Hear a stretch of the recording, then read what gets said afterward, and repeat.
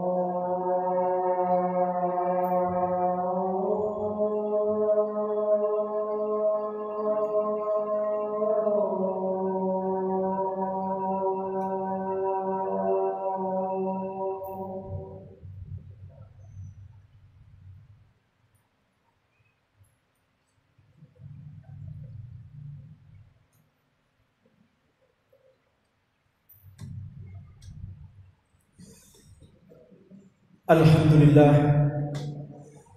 alhamdulillahilladzi hathal mu'minina 'alal 'amal wa hadzarahum minat taqa'us wal kasal. Ashhadu an la ilaha illallah wahdahu la syarika lah, munazzahun 'anil khata'i wan naqsi waz zalal, wa ashhadu anna Muhammadan 'abduhu wa rasuluhu naha 'anil tamanniya wa tulil amal.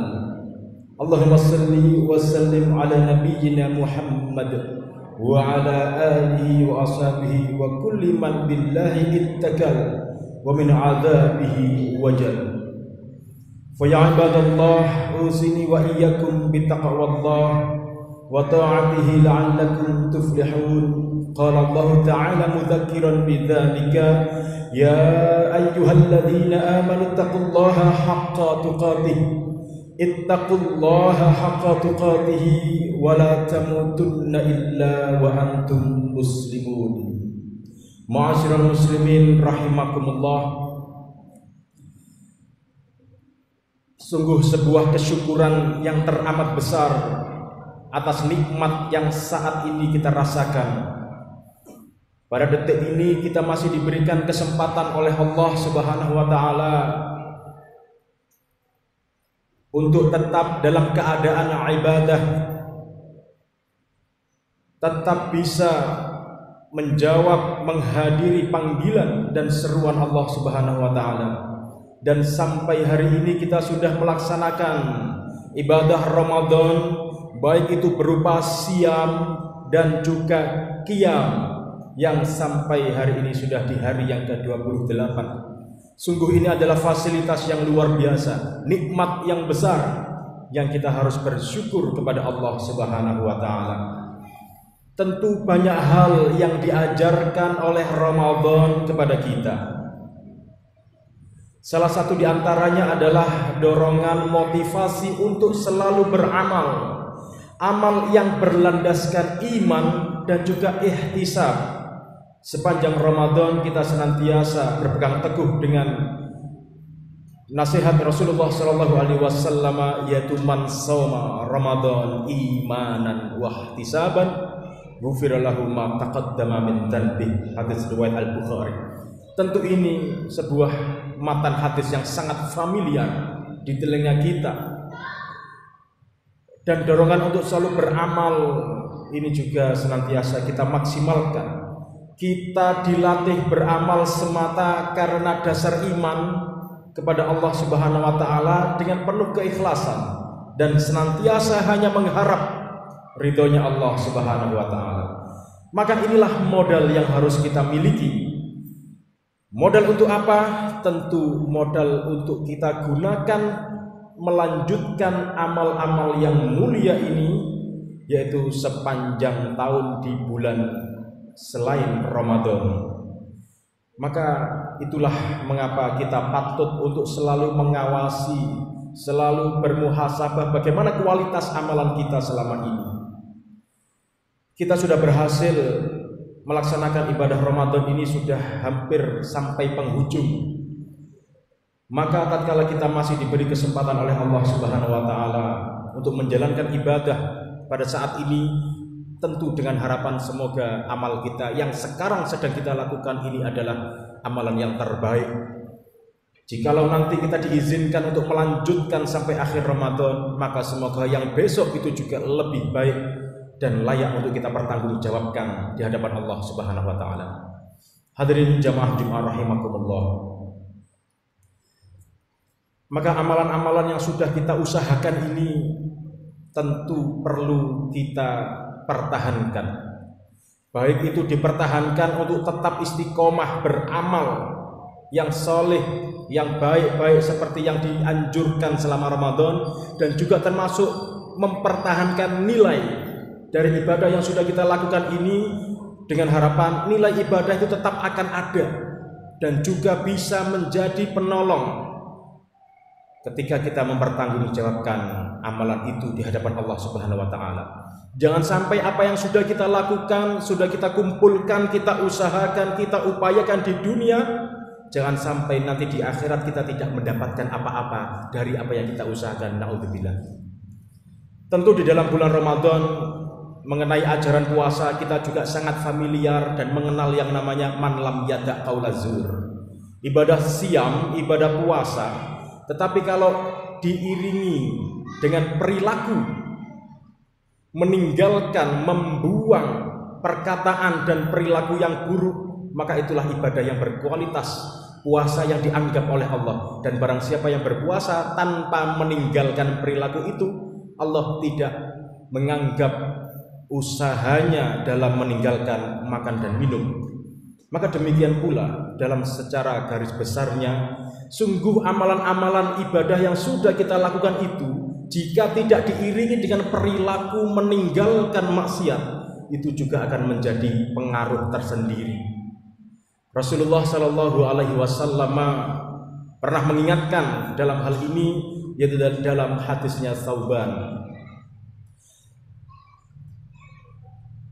la'alamanna aqwaman min ummati ya'tuna yaumal qiyamati bihasanatin amsali jibali tihamah fayaj'alaha Allahu azza wa jalla haba'an mansuran. Rasulullah sallallahu alaihi wasallam dalam kesempatan ini pernah mengingatkan kepada kita semuanya, yaitu yang kita kenal dengan hadisnya seorang sahabat, yaitu Thauban an Thauban alin Nabi sallallahu alaihi wasallam maqal, yaitu sungguh aku mengetahui suatu kaum dari umatku ya'tuna yaumal qiyamah, datang pada hari kiamat, bihasanatin, dengan kebaikan-kebaikan yang dimana kebaikan-kebaikan itu sangat banyak, amsali jibal tihamah, yang semisal dengan gunung Tihamah.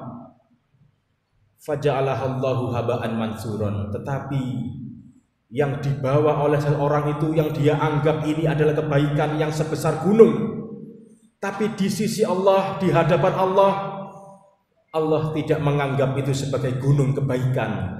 Justru diubah, dijadikan oleh Allah yang menurut seorang hamba itu adalah kebaikan, dibalik oleh Allah menjadi haba'an mansuran, menjadi debu yang berterbangan, tidak ada artinya. Betapa seorang hamba ini merasa dirinya, menganggap dirinya sudah beramal, sudah berbuat baik, membawa hasanat, dipersembahkan untuk Allah Subhanahu wa taala, tapi bagi Allah tidak dianggap kebaikan itu karena ada beberapa faktor yang melatar belakanginya. Lalu seorang sahabat yang bernama Thauban ini bertanya, qala Thauban, ya Rasulullah sifhum lana, jallihim lana an la nakuna minhum wa nahnu la na'lam. Ya Rasulullah, sifhum, kabarkanlah kepada kami sifat-sifat mereka, supaya kami tidak menjadi seperti mereka sedangkan kami tidak mengetahuinya. Qala ama innahum ikhwanukum wa min jildatikum wa ya'khuduna minal laili kama ta'khudun walakinnahum aqwamun idza khallu bi maharimillah intahakuha. Siapakah mereka? Rasulullah sallallahu alaihi wasallam menyampaikan, mereka adalah ikhwanukum, saudara kalian, wa min jildatikum, dan kulit mereka sama seperti kulit kalian. Dan mereka pun menghidupkan malam-malamnya dengan ibadah seperti kalian.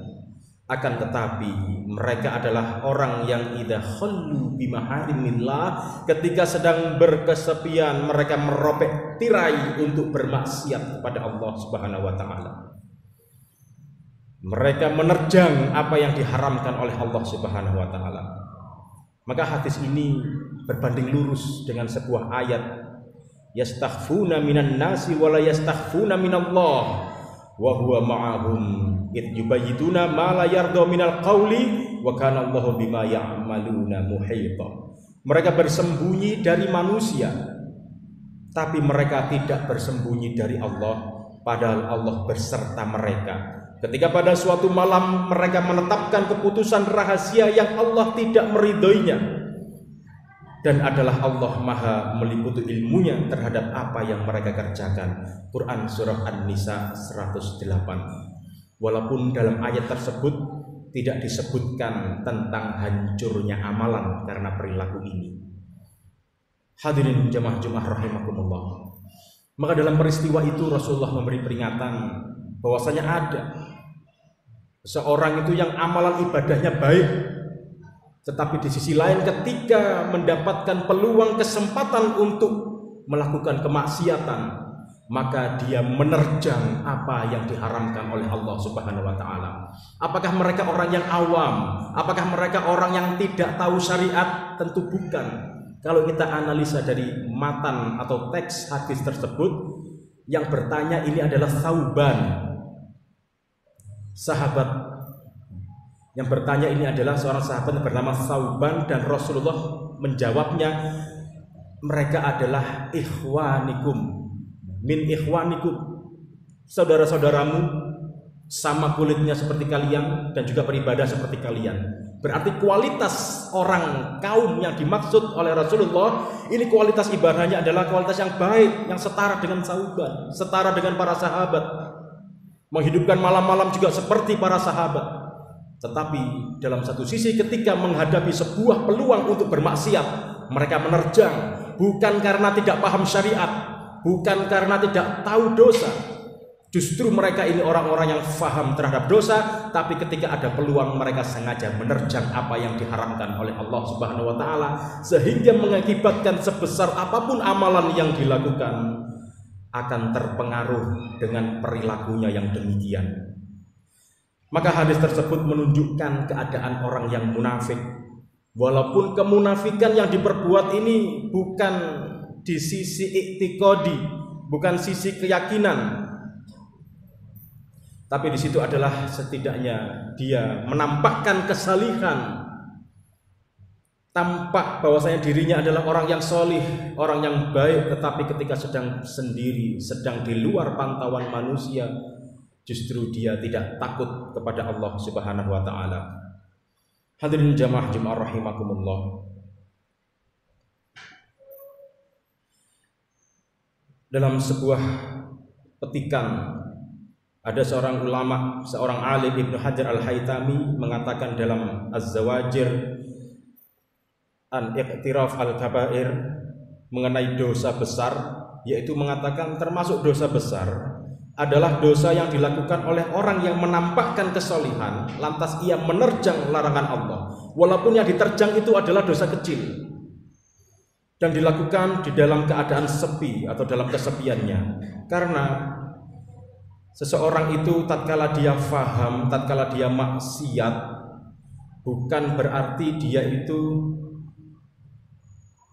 melakukan dosa karena kelalaiannya atau terperdaya dengan hawa nafsunya. Tapi yang dimaksud di sini adalah orang solih yang menerjang dosa tapi dengan sengaja.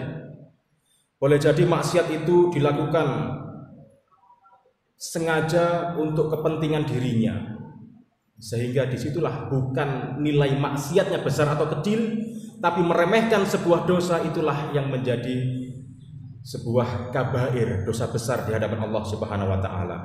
Maka dalam hal ini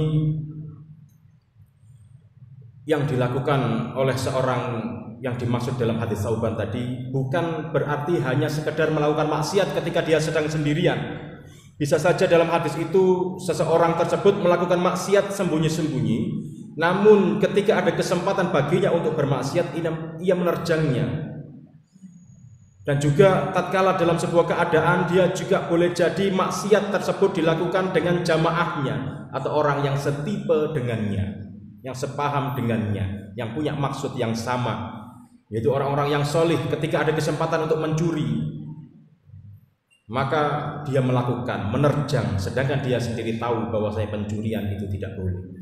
Ketika ada kesempatan untuk menipu, tatkala seorang ini orang yang soleh, tetapi ketika disodorkan padanya yaitu sebuah perangkat, sebuah instrumen yang tatkala dia bisa saja berbuat kecurangan dengan instrumen tersebut. Misalkan seorang pegawai ketika melaporkan pertanggungjawaban dari apa yang dia kerjakan, ada angka-angka yang berpeluang untuk dimanipulasi, lalu dia melakukan itu, dia menerjang sesuatu yang diharamkan Allah tersebut, maka itulah yang dimaksud. Bukan seseorang yang terperdaya hawa nafsunya, tapi dia faham dan tahu, tapi dia terjang. Maka makna hadis tersebut juga termasuk bagi orang yang menghalalkan dosa atau menganggap remeh dosa tersebut. Maka ada orang yang melakukan maksiat sembunyi-sembunyi namun penuh penyesalan, maka orang tersebut bukanlah yang termasuk merobek tirai sehingga dia bermaksiat tadi. Karena asalnya orang yang semacam itu dia mengagungkan syariat namun dia terkalahkan dengan syahwat. Yang dimaksud maksiat lainnya adalah ia melakukan maksiat dalam keadaan berani, menganggap remeh sebuah dosa. Itulah yang membuat amalannya terhapus. Maka dalam hal ini kita perlu mewaspadai dan membuat sebuah strategi bertahan. Kita kawal amalan-amalan kita pertahankan, yaitu yang sudah kita usahakan selama bulan Ramadan ini tentu kita pertahankan, yaitu dengan cara tatkala kita diberi kesempatan untuk melakukan ibadah di luar Ramadan, maka kita tetap on the track, kita tetap di atas iman, kita tetap menjalankan apa yang sebelumnya kita jalankan di bulan Ramadan berupa amal-amal soleh ini. Termasuk juga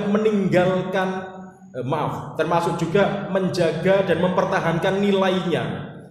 Kalau kita sudah mengusahakan itu dengan sekuat tenaga, semua amal-amal soleh, dan kita yakini apa yang kita usahakan di bulan Ramadan itu adalah perintah-perintah Allah dan pastinya pahala kebaikan di situ dilipat gandakan, maka jangan sampai kita menerjang batasan-batasan yang sudah disyariatkan oleh Allah Subhanahu wa taala. Jangan sampai kita melakukan pelanggaran-pelanggaran yang dimana itu lantas karena kesengajaan kita.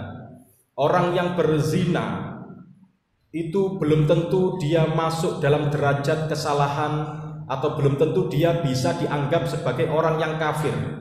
Tidak.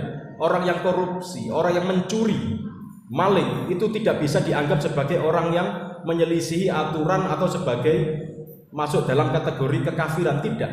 Tapi orang yang menghalalkan zina, berarti dia sudah menyelisihi ketentuan Allah. Orang yang menghalalkan pencurian, orang yang menghalalkan penipuan, menghalalkan korupsi, maka itulah yang dimaksud, yaitu dia telah menyelisihi apa yang sudah ditentukan oleh Allah Subhanahu wa taala. Berarti dia mengingkari ayat-ayat Allah Subhanahu wa taala. Maka inilah orang-orang yang sebesar apapun amalan ibadahnya, tapi dia tidak dianggap oleh Allah Subhanahu wa taala sebagaimana disebutkan oleh Rasulullah sallallahu alaihi wasallam dalam hadis Sauban ini. Tatkala kita bermuamalah, tatkala kita masih diberi kesempatan oleh Allah untuk melanjutkan ibadah kita di bulan selain Ramadan, yaitu di bulan Syawal nanti, ketika kita masih diberi usia oleh Allah, maka mari kita jaga, jangan sampai kita terjerumus atau menghalalkan, meremehkan dosa-dosa yang sudah dilarang oleh Allah Subhanahu wa taala. Tatkala kita berbicara, kita bercengkrama dengan sahabat, saudara, tetangga, maka kita jaga lisan kita. Jangan sampai kita mudah-mudah untuk menggunjing orang lain. Jangan kita mudah-mudah menghalalkan ghibah dalam kita berkata-kata, karena kadang dosa itu paling banyak terproduksi yaitu dari lisan. Enak-enak ngobrol, enak-enak curhat, enak-enak saling bertukar pikiran, tiba-tiba masuk kepada ranah membicarakan keburukan orang lain. Dan lalu pembicaraan itu kita anggap sah, kita anggap biasa, kita anggap sesuatu yang tidak bermasalah. Maka amalan ini yang bisa mempengaruhi gunung tihamah yang sudah kita bangun selama bulan Ramadan atau selama hidup kita, nanti di hadapan Allah akan dijadikan seperti debu yang berhamburan, na'udzubillah, summa na'udzubillah. Maka tugas kita, strategi kita untuk mempertahankan segala amalan ini, minimal kita menghindari apa-apa yang dilarang oleh Allah Subhanahu wa taala. Dengan kita berusaha untuk menghindari maksiat itu saja sudah merupakan salah satu solusi besar untuk mempertahankan amal ibadah kita. Maka mari kita saling berhati-hati, usini wa iyyakum bittaqwallah. Semoga apa yang kita bangun selama Ramadan dan selama hidup kita sebelumnya itu menjadi sebuah tabungan amal yang kelak di akhirat, kelak ketika kita pertanggungjawabkan di hadapan Allah Subhanahu wa taala, tetap utuh sebagai amal solih, sebagai hasanat yang bisa bermanfaat dan juga bisa menjadikan kita meraih ridhonya Allah, sehingga dimasukkanlah kita ke dalam surganya Allah Subhanahu wa taala. Semoga puasa yang kita lakukan ini juga puasa yang bisa menanamkan takwa dalam jiwa kita, sehingga dengan takwa itu kita mendapatkan segala solusi dalam hidup dan juga solusi setelah kita meninggalkan kehidupan di dunia yang fana ini. Barakallahu li wa lakum fil Qur'anil Karim wa nafa'ani wa iyyakum bima fihi minal ayati wa dzikril hakim. Taqabbal minni wa minkum tilawatahu innahu huwal ghafurur rahim.